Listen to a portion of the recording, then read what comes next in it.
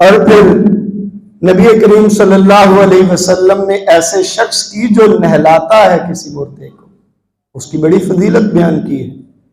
فرمایا کہ اس کی 40 دفعہ توبہ قبول کی جائے گی.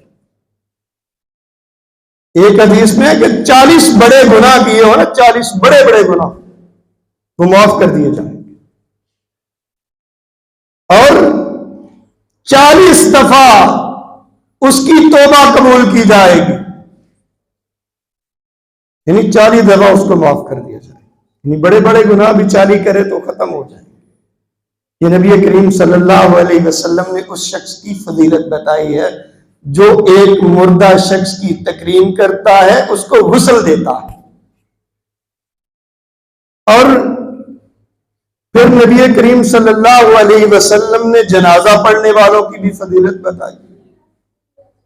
اور یہ ایک مسلمان کا دوسرے مسلمان پہ حق بھی ہے کہ جب وہ مر جائے تو دوسرے مسلمان کو چاہیے اس پر اس کا حق موجود ہے، جو مردہ شخص ہے تو اس کے جنازے میں شامل